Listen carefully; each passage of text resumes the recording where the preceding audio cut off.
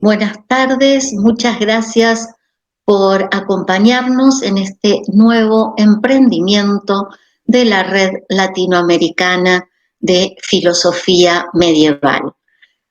Su coordinadora general es la doctora Celina Lertora Mendoza. Mi nombre es Susana Beatriz Violante y soy coordinadora por la República Argentina. Sabemos que desde hace más de 30 años la Red Latinoamericana de Filosofía Medieval viene difundiendo a partir de numerosas actividades la filosofía tan particular, extensa, heterogénea, valiosa de este periodo. A través de estos congresos, de intercongresos como el que se llevará adelante dentro de muy poco tiempo, del 21 al 23 de octubre. Los esperamos con una comunicación o acompañándonos por vía virtual. Este nuevo emprendimiento tiene como origen la necesidad de difundir el pensamiento de estos cuantiosos siglos, unido a las publicaciones que la editorial de la Red Latinoamericana desde hace 1 año y medio viene ofreciéndonos. El ciclo de mesas temáticas a través de encuentros virtuales está propuesto de la siguiente manera. Tenemos 3 conferencias, luego de esas conferencias habrá un comentario de las mismas y posteriormente un debate donde participaremos todos a través de comentarios, sugerencias, consultas, aquello que necesitemos dialogar con los expositores. En primer lugar, nos ofrecerá su conferencia el doctor Oscar Velázquez de la Universidad de Santiago de Chile sobre la temática la interioridad agustiniana y la dialéctica platónica. A continuación, la doctora Silvia María de Contaldo de la Pontificia Universidad Católica de Minas Gerais y de la Facultad Jesuita de Filosofía y Teología de Brasil, trabajará sobre el texto de Natura Boni de Agustín de Hipona, a partir de cuyo opúsculo sobre la naturaleza del bien contra los maniqueos tratará de dilucidar el origen del mal, relacionándolo con cuestiones contemporáneas.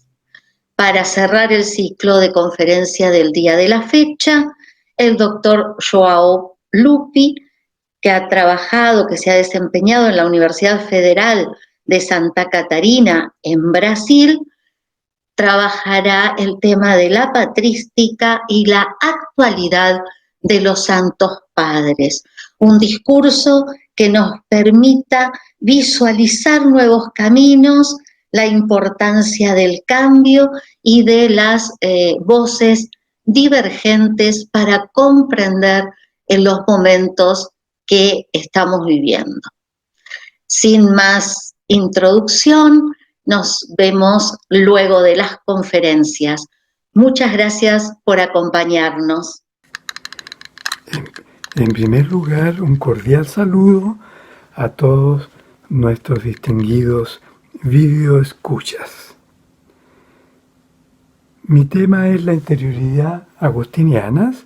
Voy a acercar un poquito más mi Hermes, que me ayuda y me acompaña siempre en todas estas cosas. Mi tema, como decía, es la interioridad agustiniana y la dialéctica platónica. ¿Qué relación hay entre ellas? Dialéctica es el método que identifica históricamente a Platón. Una cosa es el método, otra la doctrina, porque la teoría de las ideas es propiamente la principal enseñanza o doctrina, siendo la dialéctica el método. Dialéctica es entonces el conjunto de procedimientos imaginados por Platón para encontrar la verdad. Porque la verdad está constituida por ideas inteligibles. Hay un mundus intellegibilis, un topos noetos, e incluso el bien es una idea, tu agazú idea. La teoría culmina propiamente con el encuentro de esta verdad inteligible. Pero hay dos representaciones en Platón. Una, la del Fedón, y otra, la de la caverna.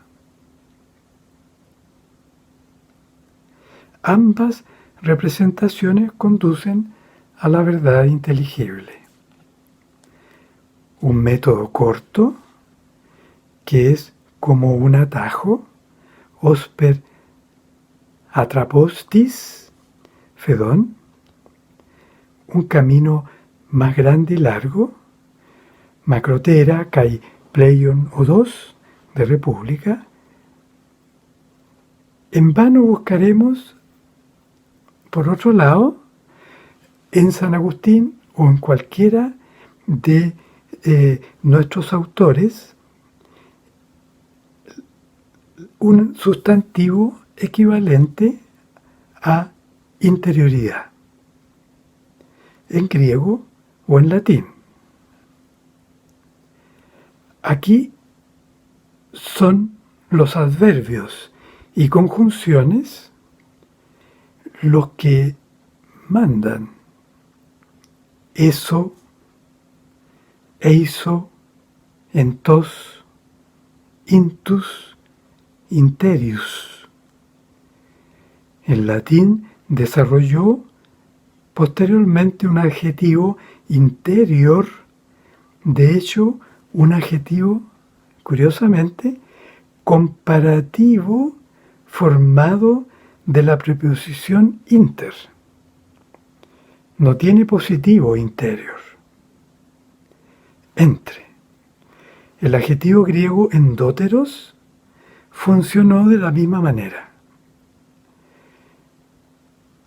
Es un comparativo que no tiene positivo, un adjetivo comparativo más interior relacionado con endotero más interiormente, que es un adverbio. Y este es el adverbio y preposición. Tenemos también nuestra preposición endon, interiormente, que también es adverbio. Pero no hay sustantivos.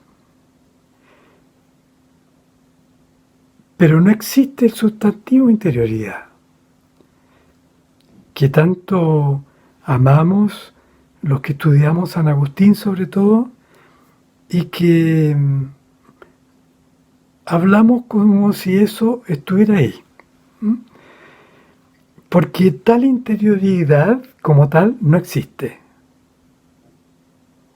Y si existe, hablando aristotélicamente, es al modo que el resto de las categorías subsisten en la sustancia, en la usía. Por tanto, no existen en cuanto tal, sino que existen en cuanto que haya una sustancia. Vamos a ver que esta sustancia en este caso es hombre. Claro. Se ha desarrollado, sin embargo, en nuestros tiempos toda una filosofía y una teoría de la interioridad, pero pareciera que nadie se plantea este elemento básico fundamental que pone en cuestión un poco la manera como hablamos de todo esto. podemos ver también que interioridad se asemeja a los estados de carácter, como son las virtudes en la ética de Aristóteles, una condición más bien permanente, como lo es una virtud. En el caso de la interioridad, lo que hay, pues, es un hombre, al que esto le sucede, el homo interior, cuyo objeto es ahora, agustinianamente hablando, el Dios verdad. Porque si se está hablando de dialéctica, hay que hablar de un objeto, si no, no tiene sentido. La dialéctica es el método. Esto concuerda con los objetivos del método dialéctico platónico, que es el encuentro con la verdad inteligible. En San Agustín, esta verdad inteligible es el Cristo Verbo. En las confesiones, el método es la vía, y el objeto es Cristo verdad. No habrá tiempo para desarrollar ese tema, pero para mí el método dialéctico está expresado mediante la palabra vía, que en latín clásico también significa método.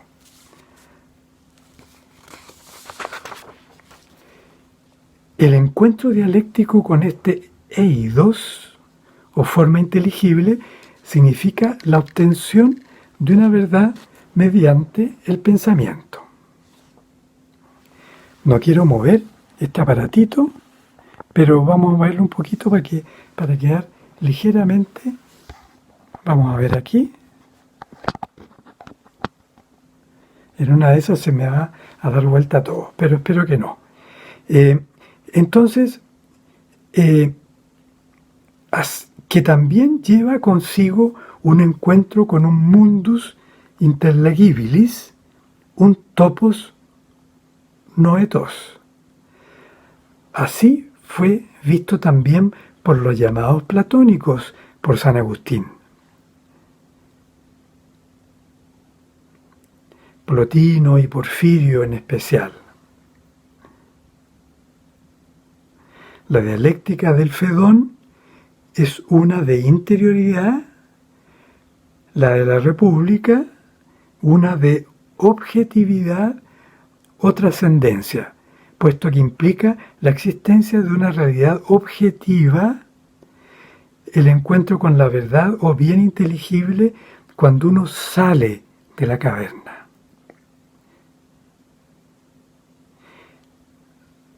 Por eso, en el Fedón, el último tramo de la caverna está en el alma y el entendimiento. En el Fedón no hay una salida, la salida está dentro. El método es el método del atajo, atrapostis de Fedón, que enfoca la búsqueda en la intimidad, que es una muy buena palabra que podría reemplazar perfectamente la interioridad. Llamo al método de República dialéctica de la trascendencia y al del Fedón dialéctica de la interioridad o de la intimidad. Pero eso significa que este método Agustín lo encontró primero en Platón, antes del encuentro con los Platonicorum Libri. Eso es algo que yo quiero presentar, pero por supuesto en unos 15 minutos no podremos hacerlo más que decirlo de alguna manera. 3 propuestas entonces propongo. 1. En Cassisiacum es claramente perceptible una filosofía de la intimidad en la que Platón mismo, no los platonistas, se hace especialmente presente. San Agustín pone de manifiesto sobre todo su comprensión del método dialéctico que conduce a las ideas y a la verdad inteligible. Acuérdense que en Cassisiacum se escriben estos diálogos, que son los que yo voy a ir citando acá, como el de Ordine, que es uno contra académicos, que son diálogos muy importantes que se viven en Cassisiacum junto con los amigos que él ha invitado. Ese es A. B o 2. En estas circunstancias, la traducción del Timeo, hecha por Cicerón, se vuelve importante o trascendental en ese aspecto. Hay breves pero obvias alusiones que revelan una meditada lectura que no proviene de los manuales de filosofía o de otras fuentes. Lo mismo puede decirse de pasajes de la República, que están también relacionados, en último término, con su dialéctica. Probablemente pasajes que fueron traducidos al latín. Eso por ahora no lo puedo probar. Todo indica que leyó partes sustanciales del Fedón también.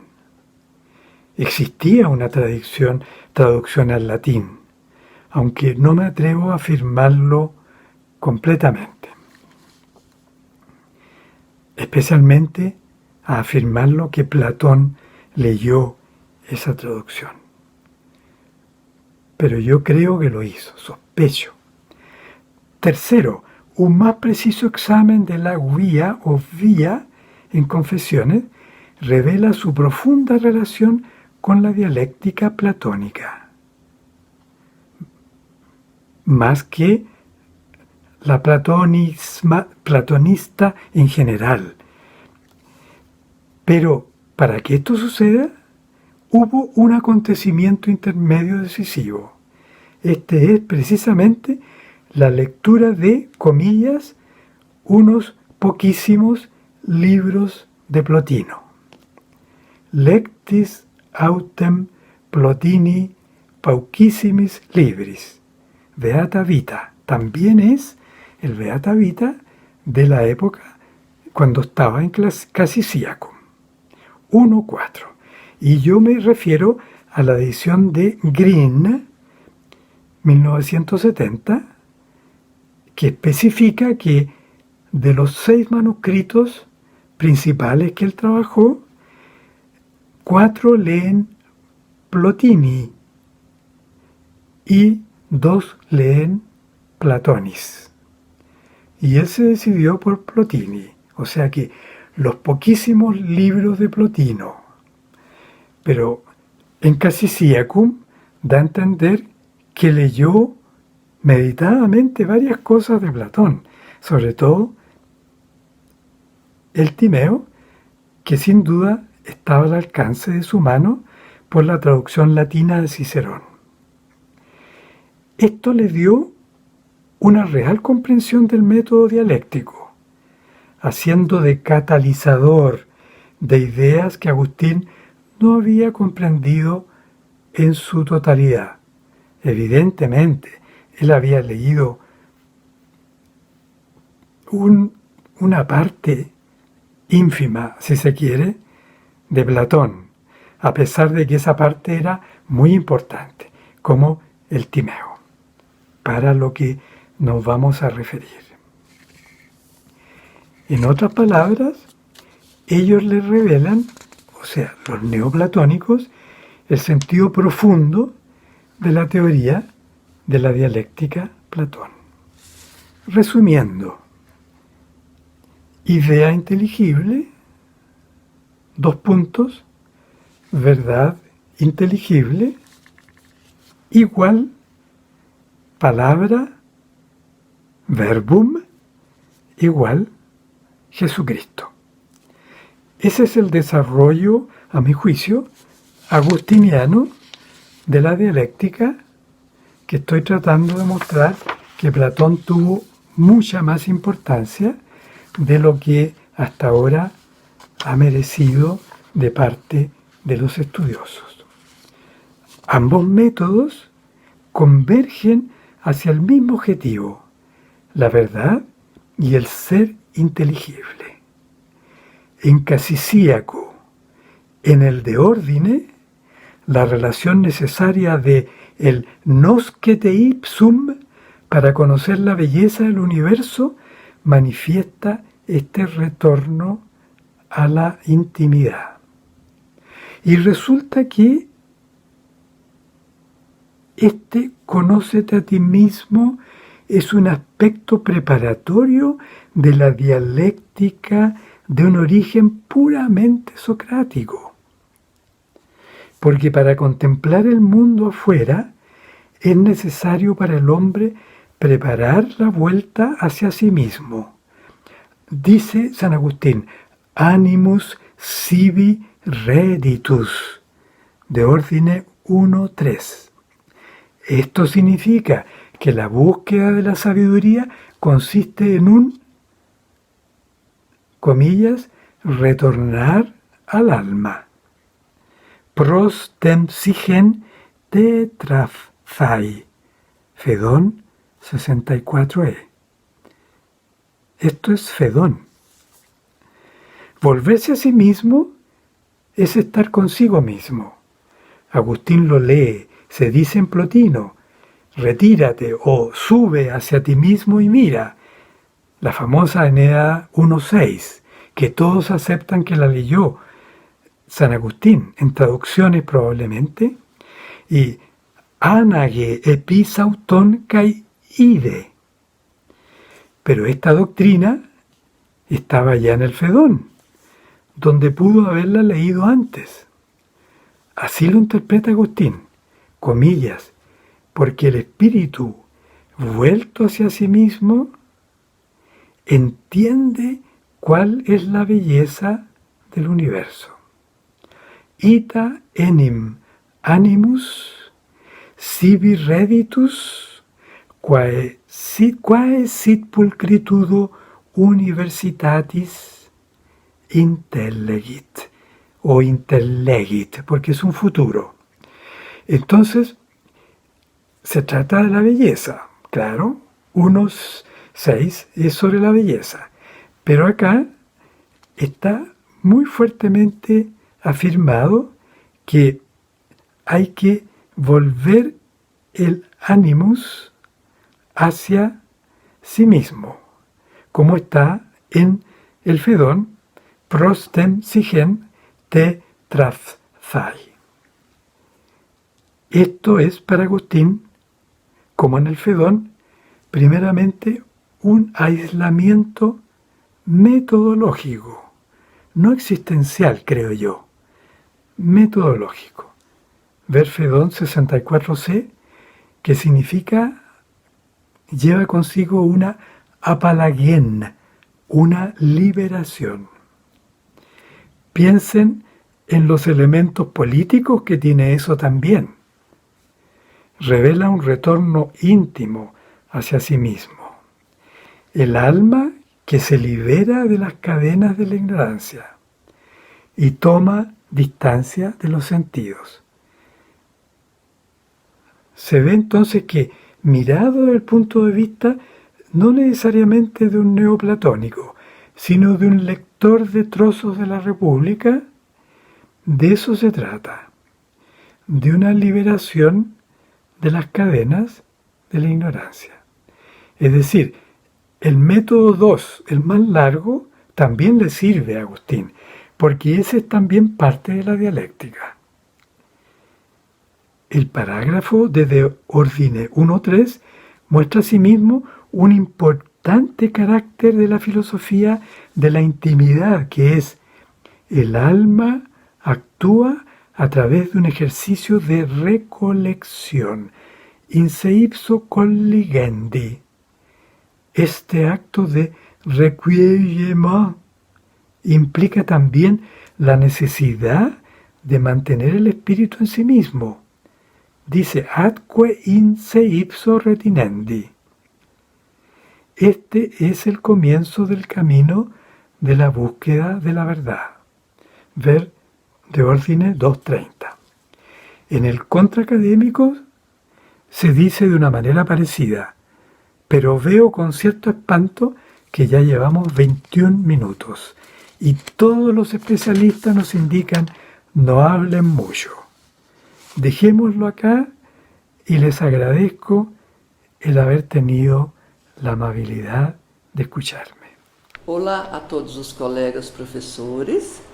Em primeiro lugar, eu quero cumprimentar especialmente as professoras Celina e Suzana por essa oportunidade de fazer um brevíssimo comentário sobre a obra de Agostinho, De Natura Boni. Esta obra, como sabemos, é um opúsculo. Agostinho escreveu sobre a natureza do bem contra os maniqueus, para demonstrar naquela obra que Deus é uma natureza imutável e do sumo bem Deus procede em todas as coisas. Este livro, este opúsculo, começa exatamente com esta frase: Deus é o sumo bem, nada existe superior a ele. Bom, sabemos que ela foi feita para discutir os argumentos dos maniqueus, que diziam da existência de dois princípios, o princípio do bem, o princípio do mal, como sabemos. Bom, essa é uma obra, parece de menor valor, mas além de ser precisa e certeira, ela nos traz para os tempos de hoje uma leitura bastante reflexiva. A obra está estruturada em 48 breves capítulos de um livro único. E os temas em De Natura Boni já estavam tratados em outras obras: o livre-arbítrio, os costumes da igreja, contra a Carta de Mani. Bom, em primeiro lugar, nos primeiros capítulos, Agostinho vai apresentar argumentos filosóficos. Ele diz, mais ou menos assim, que concorda com a afirmação maniqueísta de que todo bem deve vir de Deus, mas não está de acordo com os maniqueístas de que possa haver outro princípio além de Deus, de onde qualquer outra natureza pudesse provir. Bom, Deus, então ele diz logo no primeiro capítulo, é o bem supremo, acima do qual não há outro. Além dos argumentos filosóficos, obviamente, Agostinho se baseia nas escrituras, largamente, como ele bem sabia fazer. E os últimos parágrafos dessa obra, ele vai trazer então a polêmica, rejeitando a doutrina maniqueísta dos dois princípios, volta a alegar a degradação moral, como ele já tinha feito nos costumes da igreja e costumes dos maniqueus. E o último parágrafo, belíssimo, é uma prece a Deus, na qual ele pede que liberte esses prisioneiros, são os maniqueus, do seu erro detestável e horrível. Qual é esse erro? Acreditar que há um princípio para o bem e um princípio para o mal. Então, para refutar os maniqueus, Agostinho diz no primeiro capítulo, e aqui eu cito Agostinho: toda e qualquer natureza, enquanto natureza, é sempre um bem. Não pode provir senão do supremo e verdadeiro Deus, porque o ser de todos os bens, tanto os que pela sua excelência se aproximam do sumo bem, como aquele que pela sua simplicidade se afastam dele, não pode provir senão do sumo bem.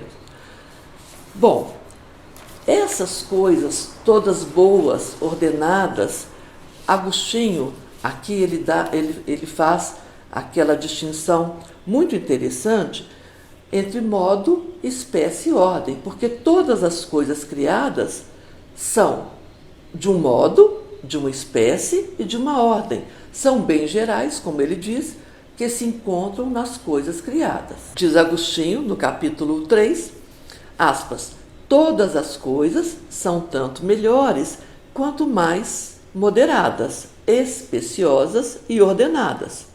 e tanto menos bem encerram, quanto menos são moderadas, especiosas e ordenadas.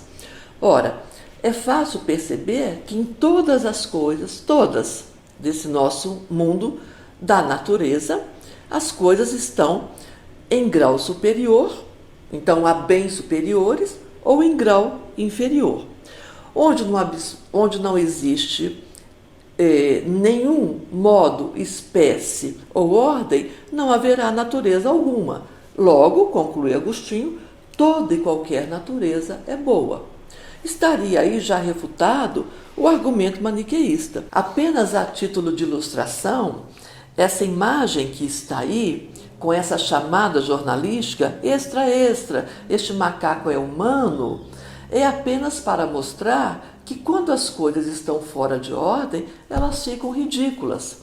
Porque mesmo a criatura ínfima, ela é boa, porque ela tem modo, espécie e ordem, como diz Agostinho, dos ratos, das rãs, das moscas ou vermes que nós, seres humanos, não queremos perto de nós. Então, o que seria o mal? Nada mais do que a corrupção do modo, da espécie e da ordem. Lá no capítulo 4, Agostinho diz claramente, aspas, por isso, antes de perguntar de onde provém o mal, há que investigar qual é a sua natureza. Ora, o mal não é senão a corrupção ou do modo, ou da espécie, ou da ordem naturais. Com isso, então, Agostinho quer deixar claro, ele diz ainda no mesmo capítulo 4, que a natureza má é, portanto, a que está corrompida, porque a que não está corrompida é boa, ainda que ela não seja a mais perfeita. Claro, a natureza incorruptível é o sumo bem. A corruptível de todas as criaturas é um bem relativo. Isto está lá no livro 6. E Agostinho ainda complementa, aliás, um pouquinho antes, que uma natureza de ordem superior, ainda que corrompida, supera qualquer natureza de ordem inferior, ainda que incorrupta. As coisas estão na sua ordem, embora muitas vezes não percebemos essa ordem.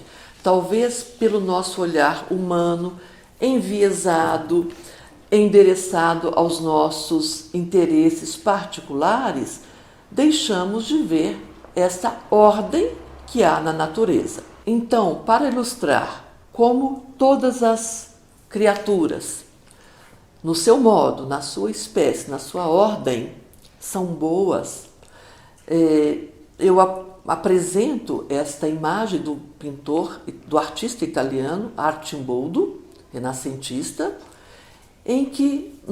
na qual podemos perceber a ordem bela que está na natureza e que nossos olhares enviesados, movidos por nossos interesses particulares, para os nossos caprichos ou segundo nossas miopias, não nos permite enxergar. E assim diz Agostinho, as coisas temporais aparecem e desaparecem para dar lugar a outras, e em seu gênero.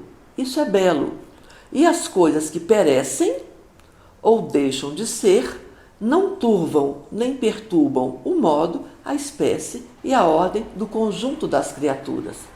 É isso que está expresso nessa belíssima imagem. Então, nós sabemos, Agostinho, já aponta aí, que todos os bens procedem de Deus e que seria absurdo pensar que os grandes bens venham de um princípio e os pequenos de outro. Todos os bens, grandes ou pequenos, não procedem senão do sumo bem, diz Agostinho lá no livro 12. Portanto, nenhuma natureza, enquanto tal, é má. Está aí, então, um argumento para os maniqueus. Nenhuma natureza, enquanto tal, é má, afirma Agostinho, já no capítulo 17. e afirma de tal maneira que os argumentos dos maniqueus caem por terra. Por quê? Não há nenhuma natureza má, nem mesmo a matéria, a rilê, como os antigos chamavam matéria informe. A matéria não é um mal. Agostinho diz, já no capítulo 18, que ele chama rilê certa matéria absolutamente informe e sem qualidade alguma, a partir da qual se formam todas as qualidades que percebemos pelos nossos estudos, como sustentaram os antigos filósofos. Nós temos a sorte, aqui no nosso país, no Brasil, de artistas como Nelson Leiner, que fazem obras assim. Vejam, é um tronco de madeira e dele sai uma forma perfeita, no caso de uma cadeira. Então, por que alguns dizem que modo, espécie e ordem são maus? Pergunta Agostinho no livro 23. Porque quando se diz, às vezes, que um modo, uma espécie e uma ordem são maus, ou é porque são inferiores ao que deveriam ser, ou porque não se adaptam às coisas que correspondem, de maneira que se dizem maus por serem impróprios ou inconvenientes, não porque tenham uma natureza má. E isso também vale para nós, diz Agostinho.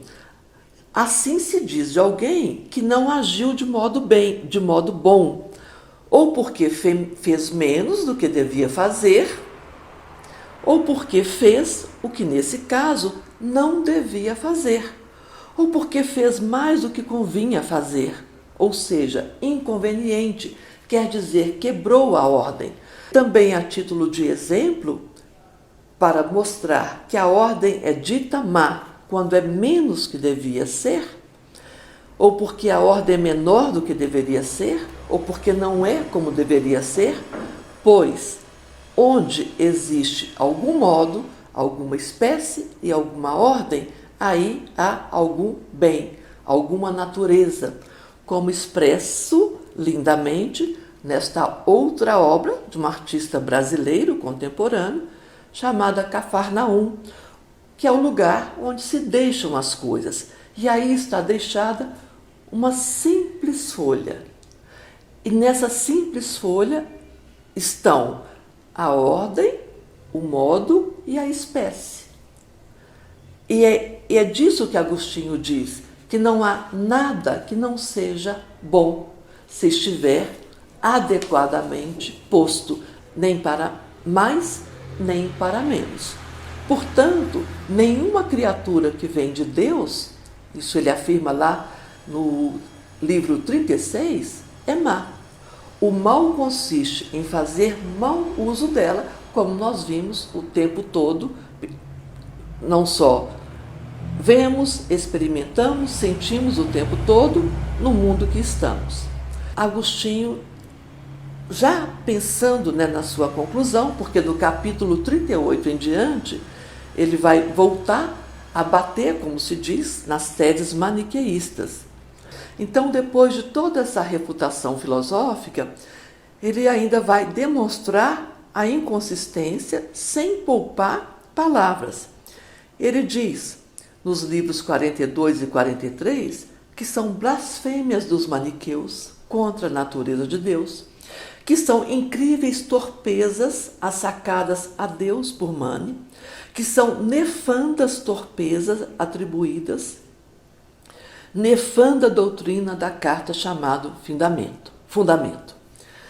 Ao final, no capítulo 48, é interessante porque Agostinho muda o tom. Ele passa desse terreno dialético, do logos, das armaduras da linguagem, do discurso, para o domínio da linguagem orante.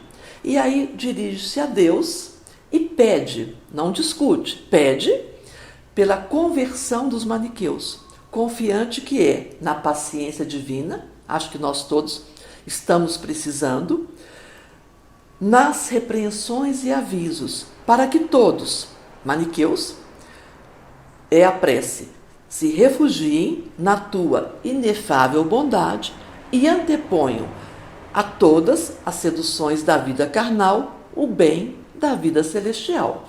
Claro, aí, aquela velha distinção que todos sabemos entre bens que devem ser amados, bens que não devem ser amados. Entre o que se deve amar mais e o que se deve amar menos. A título de conclusão, pois trata-se de um breve tratado, opúsculo, não é? Dirigido com um endereçamento preciso, então Agostinho discute bem, demonstrando que não há de Deus nenhuma má criatura. Que todos os males, de onde vem o mal, então ele pergunta, só pode vir desta desproporcionalidade, desta desordem, provocada, sabemos, assistimos, século XX, século XXI, pela desordem que os homens promovem ao escolher bens menores ao invés de bens maiores. A título de ilustração, é a leitura que eu faço desse opúsculo, muitas vezes tratado como obra menor, mas que responde bem à questão, posta em muitas obras de Agostinho, como eu já havia falado, de onde vem o mal? Não pode vir de Deus. Então, essa ilustração do nosso século XX, os milhares de pares de sapato dos mortos no Holocausto simbolizam a desordem, o grave pecado da humanidade, quando prefere o menos ao mais, quando escolhe o seu bem particular contra o bem comum. Esta pilha, esta montanha de pares de sapatos desencontrados são desordem, mas uma desordem radical que demonstra que os homens podem escolher, por sua livre decisão, o pior. E o pior para todos. A esperança é que nós, aprendendo com Agostinho, possamos encontrar para cada pé o seu par e assim caminhar com mais justiça nesse mundo que nos é dado. Obrigada a todos. Cordial saludo do Brasil. Bom dia, boa tarde. O tema da patrística que me propuseram para falar, como se sabe, é enorme, é extremamente extenso e é evidente que vamos ter que recortar o que é para falar. E o que me foi proposto foi sobre a atualidade dos Santos Padres. Como entender e o que fazer e como ler e que aplicação dar na teologia, na pastoral, na vida académica, na história da filosofia, aquilo que nós sabemos dos Santos Padres. Vamos necessariamente fazer que explicar algumas coisas introdutórias e para isso nada melhor do que aquilo que todo mundo está fazendo, que é começar pela Covid. O que é que a Covid tem a ver com os Santos Padres? Já faz alguns meses que estamos dizendo e ouvindo que o mundo não será mais o mesmo depois da pandemia que virou pandemônio. Mesmo que a mudança não venha a ser significativa, o fato de tantas pessoas o dizerem e muitas mais concordarem, quer dizer que a humanidade está convencida de que precisa de orientação e decisão para novos caminhos. Se vão haver ou não novos caminhos, não temos a certeza. Temos a certeza que as pessoas sabem que precisam deles. Essas orientações, muitas das quais já são perceptíveis, atingem todos os seres da sociedade, todos os setores, e certamente podemos dizer que o cristianismo também espera decisões para mudar. Mas se elas se fazem esperar, se as que são tomadas, as decisões que são tomadas, são tímidas e lentas, é porque, por um lado, não queremos seguir rumos equivocados. E por outro, porque há poderosas forças reacionárias que não querem a mudança. Digo aqui reacionária, não num sentido pejorativo, mas no sentido de que há forças, há pessoas, há mentes, há mentalidades que não querem a mudança ou querem uma pequena mudança porque acham que como está é melhor. Precisamos de orientação e ela está vindo tanto da ação sacerdotal como da profética. E, no entanto, o exemplo de sucessivos papas que afirmam a necessidade de mudanças contrasta com o pouco que, na Igreja Católica, as cúpulas se têm conformado aos novos tempos. Provavelmente o mesmo, ou semelhante, se poderá dizer de outras igrejas e também de outras religiões. Mas não estamos em tempos de esperar tudo das cúpulas e das hierarquias. Há que contar com a missão profética e com as comunidades laicas, tanto as de base como as intelectuais. Independentemente da fé e da vivência eclesial, o mundo precisa do cristianismo, não importa qual a religião, de qual setor do mundo. O cristianismo, como outras religiões, como todas as religiões, fazem falta ao mundo, porque lhe trazem coisas para pensar e que lhe trazem orientações. Então a força espiritual e moral para renovar a sociedade é algo com que o mundo conta que o cristianismo não falhe. E os cristãos contam com duas orientações básicas: a Escritura, isto é, a Bíblia, e a tradição. Mas foram as primeiras tradições que configuraram a Bíblia. Foram elas que definiram os evangelhos e os comentários. Se não fossem as tradições orais, aquilo que os primeiros discípulos escreveram das palavras de Cristo estaria perdido. Então, de algum modo, mesmo a Bíblia depende da tradição, na sua origem e na sua continuidade. É aqui que as doutrinas dos Santos Padres se tornam fundamentais para rever os caminhos que o cristianismo tomou. Os Santos Padres, que enfrentaram tantos debates, que recusaram algumas soluções, que definiram as vias ortodoxas, podem nos dizer o porquê das suas escolhas e de que modo podemos recuperar caminhos abandonados. Eles estavam lá, os Santos Padres, estavam lá, quando e onde as decisões foram tomadas.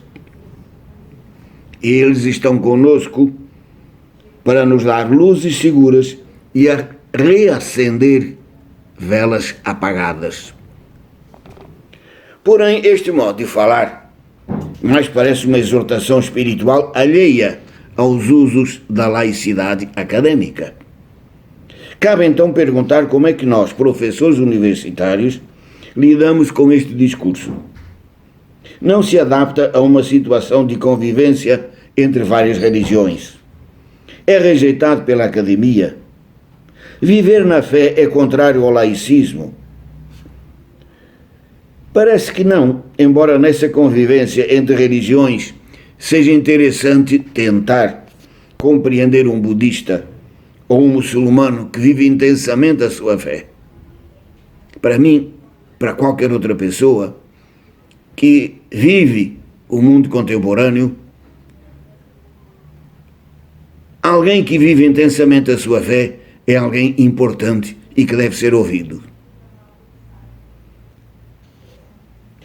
Não se pode estudar a religião de um modo tão objetivo que não se saiba o que é viver numa fé. Mas é preciso, antes de mais, distinguir fé, religião e teologia. Por fé entende-se um ato interior ou atitude de adesão a uma verdade ou pessoa que encarna uma verdade. Ela não pede razões, a fé, mas se fortalece se analisar as razões. Por fé entendemos um salto no escuro, tal como um amor à primeira vista, que não pede biografias nem testes, mas se entrega confiante à sua intuição, que sabe que deve confirmar.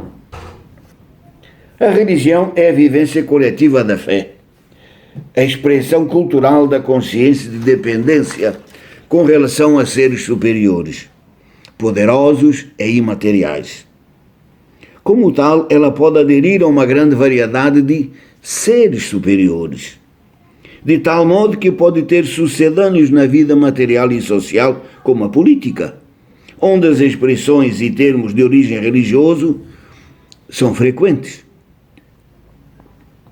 A religião é uma vivência simbólica que se exprime por sinais materiais como rituais, livros, artes. Mas na religião a vivência coletiva em grandes massas banaliza a fé, que se torna rotina. Em terceiro lugar, a teologia. Ela é a racionalização da religião.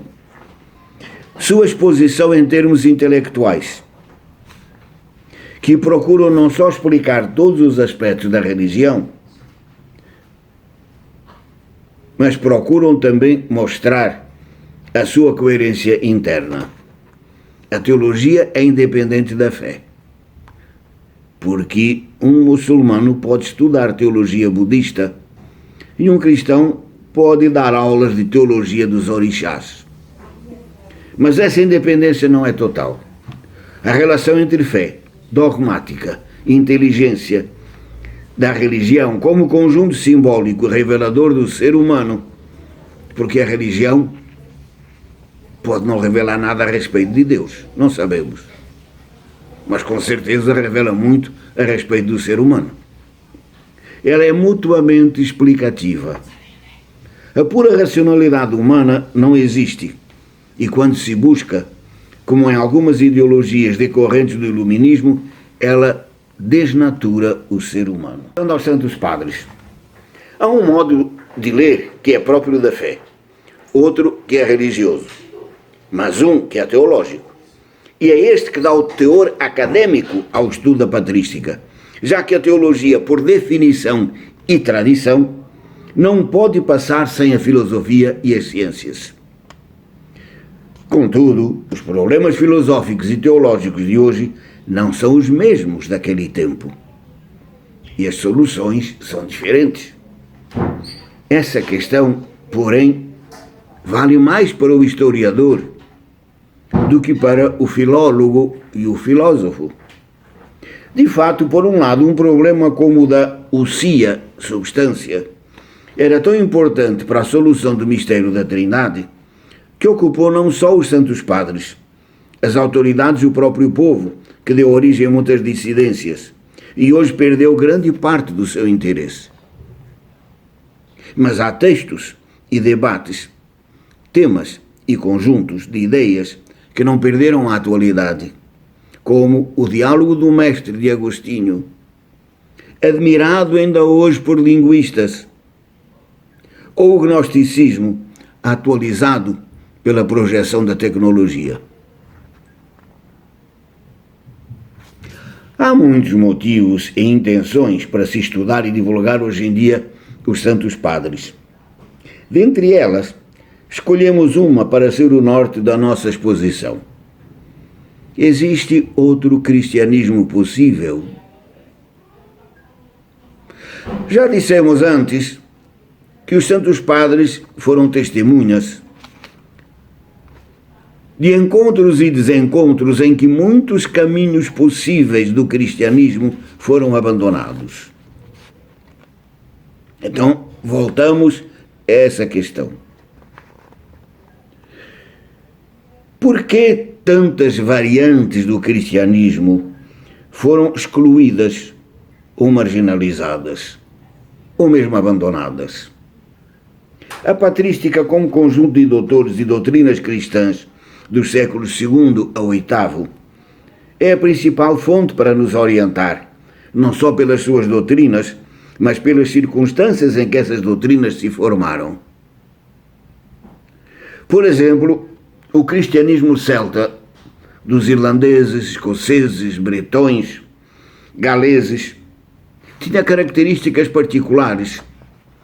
Desde São Patrício, que morreu em 461, o missionário dos celtas irlandeses, até ao século VII, particularmente na liturgia, no monacato, na autonomia e papel das mulheres, na relação com a sacralidade da natureza, na aceitação e incorporação de práticas e crenças anteriores ao cristianismo.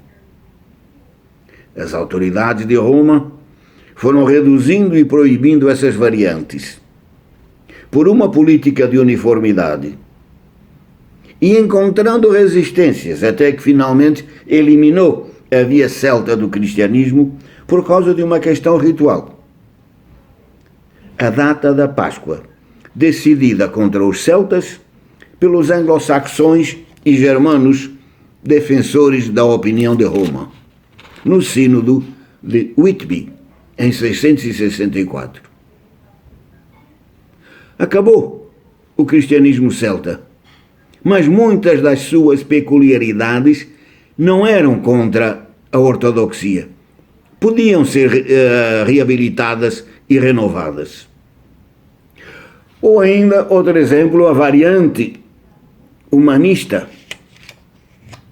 e a exegese aristotélica da Igreja Siríaca e da Escola de Antioquia, que foi reprovada primeiro na pessoa do bispo de Antioquia, Paulo de Samosata, nos concílios regionais de 264 a 268, e depois no concílio ecumênico de Éfeso, 431, contra o patriarca de Constantinopla, Nestório, transformando em hereges toda a cristandade asiática até a Índia, a Pérsia e a China. Precisava dizer que o bispo da matriz de todas as igrejas da Ásia, Paulo de Samosata, não entendeu o que era a ousia e condená-lo? Precisava dizer que Nestório errou ao dizer que a expressão Mãe de Deus precisa ser explicada? Não havia uma maneira de conciliação? Não há um modo de reabilitar esses 1500 anos de profunda fé cristã das igrejas do Oriente, em particular a igreja assíria, ou seja, a nestoriana? Não seria possível repensar e rever tudo aquilo que foi feito, em particular a decisão tomada em Éfeso, não tanto pelas doutrinas, mas pela ação política, para não dizer uma palavra mais contundente, do patriarca de Alexandria, Cirilo. Esses e muitos outros cristianismos possíveis podem ser reabilitados, recuperados ou pelo menos repensados ainda hoje, se estudarmos com dedicação e afinco, com penetração e sem preconceitos, as doutrinas dos Santos Padres. Outro caso é o da doutrina acerca do casamento e do divórcio, em que geralmente se considera que os Santos Padres dão respaldo ao atual rigor do direito canônico. Entre os santos padres, Orígenes de Alexandria é, neste caso, geralmente considerado como um doutrinador formalista pouco simpático à mulher e ao casamento, pouco simpático no sentido de que não dá muita atenção e, com frequência, usa algumas expressões um tanto ou quanto pejorativas. Alheio nesse aspecto a questões de humanidade, mas essa opinião é uma opinião feita por muitos preconceitos e por muitos debates injustos, às vezes errados, a respeito da personalidade teológica de Orígenes. Basta ler as suas homilias e os comentários ao Cântico dos Cânticos e também o comentário ao Evangelho de São Mateus para mostrar que as ideias de Orígenes a respeito da mulher, do casamento, do divórcio, das segundas núpcias, não são aquilo que vulgarmente se diz. Ao ponto de, no comentário ao Evangelho de São Mateus, Orígenes contestar até São Paulo.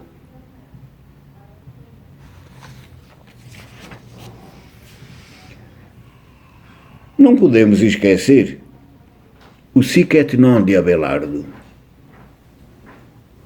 Em muitas circunstâncias e debates, os santos padres não tiveram todos a mesma opinião. E daqui se seguem várias consequências. Primeiro, que é possível haver opiniões e doutrinas divergentes e todos os seus atores serem chamados santos padres e até doutores, ou pelo menos autores de textos dignos de serem lidos. Como, por exemplo, encontramos nas oposições entre São Jerônimo e Santo Agostinho, ou ainda nas oposições inúmeras contra Orígenes. É que é religiosamente saudável e intelectualmente importante que existam opiniões divergentes, entre as quais se possam escolher as melhores vias. Mas o que significa escolher e como se escolhe e o que é melhor é outra coisa a aprender com os santos padres. Por exemplo, melhor doutrina é aquela que corresponde mais corretamente à Sagrada Escritura. Mas a qual Sagrada Escritura? Porque há muitos livros da Sagrada Escritura e nem todos dizem a mesma coisa.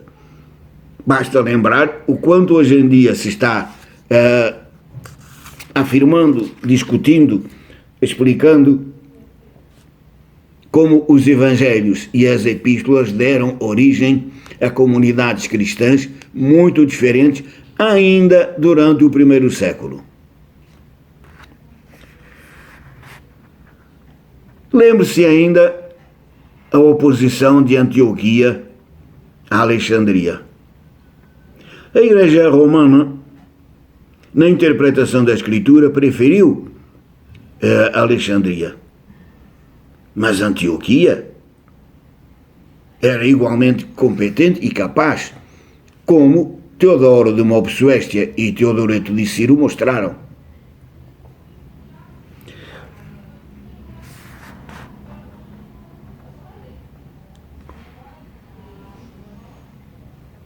O sic et non é apenas uma lembrança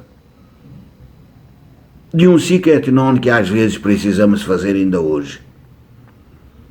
Precisamos estudar os santos padres porque foram possíveis muitas formas de cristianismo nas primeiras gerações. E para saber como se foi delimitando o cristianismo até hoje, até chegar ao direito canônico, ao catecismo e ao Denzinger, é preciso consultar os santos padres, suas doutrinas, suas vidas e seus debates. Muito obrigado.